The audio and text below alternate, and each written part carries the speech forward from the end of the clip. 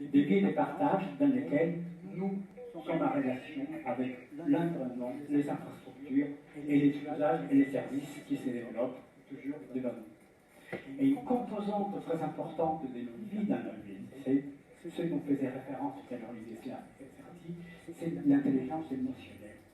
C'est très important parce que beaucoup de réactions qui se produisent par nous, citoyens, habitants dans une ville, dans un territoire, dans un espace géographique, pour nous qui vivons toujours dans un territoire qui obéit à des conditions propres dans des contextes sociaux, économiques, culturels, religieux. Il n'y a pas une ville qui ressemble à l'autre, même à l'intérieur d'un pays. Paris, Toulouse, Marseille, Rennes, et encore plus quand on passe de l'autre côté de la Méditerranée, en Asie, en Amérique latine, etc. Les villes, elles ont chacune une manière de battre, un rythme propre qui est lié au contexte. Et ces contextes-là, effectivement, s'est traduit par un lien qui s'est créé de manière forte entre l'habitant, les citoyens et sa ville, de multiples manières. Et donc, cette composante que l'on appelle l'intelligence émotionnelle est très forte. Et elle est essentielle pour bien comprendre les mutations qui se produisent dans la vie urbaine et ensuite l'acceptabilité sociale des révolutions technologiques quand elles viennent impacter nos vies. Et à périmètre égal des révolutions technologiques dans ces villes, on peut avoir un refus d'une acceptabilité sociale des nouvelles technologies parce que le contexte culturel ne s'y prête pas.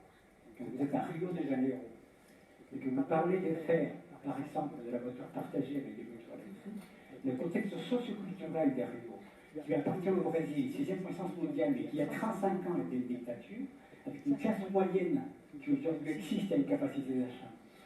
Quand il y a 30 ans, il y avait donc une grande population pauvre, qui aujourd'hui possédait une voiture, un appartement et un chien, c'est un statut social. Quand vous le dites, finalement, on va partager votre voiture, et vous dites, mais Carlos, j'ai travaillé 15 ans pour avoir une voiture, un appartement, ce que je veux, c'est que tu me mets des caméras partout, les premiers qui s'approchent de ma voiture la toucher, tu me les prends, tu me les coffres.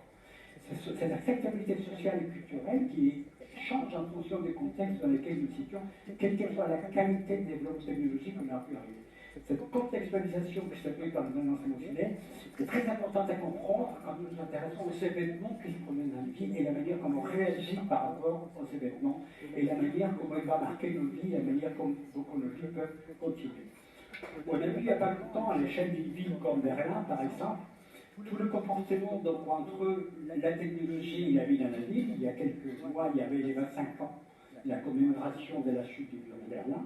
Donc, la ville a décidé de construire, donc avec des lampadaires, les murs d'une manière physique en lighting, avec des lumières, pour marquer en fait et les souvenirs de ce qui avait été à l'époque, les murs de Berlin, qui obéissaient il n'y a même pas 25 ans à des comportements socioculturels complètement différents de ce qui existe aujourd'hui. Rien qu'à Paris, il y a